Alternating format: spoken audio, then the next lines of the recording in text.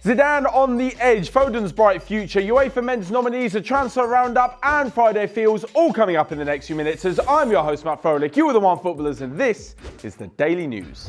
So to start off, and Zinedine Zidane is on the brink of resigning according to a few news outlets in Spain. This will be the second time in just over 12 months that he's walked out on the club and on Florentino Perez. This is directly due to the fact that he is apparently super angry that the club have not managed to bring in Paul Pogba, who is one of his main transfer targets. Alongside this, to make things even worse, he's now going to have to reintegrate Gareth Bale and James Rodriguez into the first team squad after both of them failed to secure moves away from the club. Apparently, Zidane also thinks that his team isn't good enough to try and challenge for the La Liga title. Barcelona have obviously brought in the likes of Frenkie de Jong and Antoine Griezmann, and even though Eden Hazard is a good signing along with Ferland Mendy and Luka Jovic, he still doesn't think that his team have got what it takes. Atletico Madrid are looking a lot better than originally thought after losing so many players earlier in the summer, and after that smashing 7-3 victory, Zidane is obviously feeling a little bit nervous. If he does walk away, I have no idea who's going to be taking over at this stage of the season, especially that Lopetegui is at Sevilla. But moving on, and to Phil Foden, the Manchester City youngster who has a ridiculously bright future ahead of him.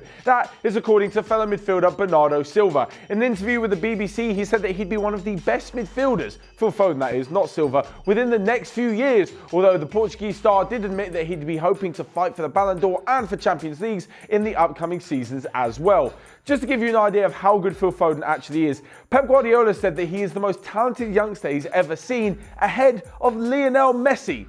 Absolutely unthinkable, but that's just how good Phil Foden can be.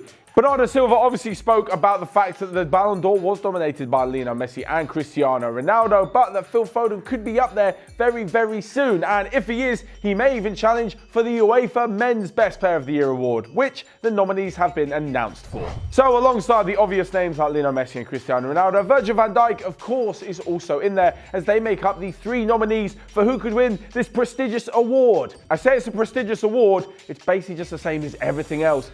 FIFA the best, UEFA Men's, Ballon d'Or, it's all just something that, to be honest, I'm not sure players think about too much. They're far more interested in winning Champions Leagues, in winning team trophies, rather than these made-up trophies.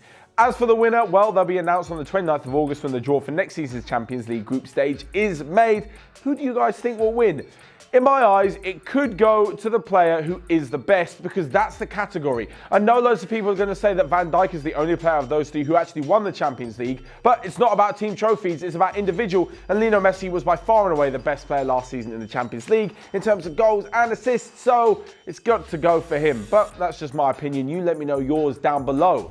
So moving on next to a roundup of all the day's transfer news, where Napoli have agreed a deal for PSV winger Erving Lozano, Celtic want Bournemouth's Jordan Ibe on loan, Andy King has joined Rangers on loan, and Cengiz Ünder has extended his contract at Roma until 2023. And lastly but not least, we come to Friday Feels. Of course, the new season is back, so Friday Feels is back, and the Bundesliga kicks off this weekend. For those of you who don't really know what's going on, well, you can leave your footballing predictions down below, and we'll recap some of the best ones on Monday.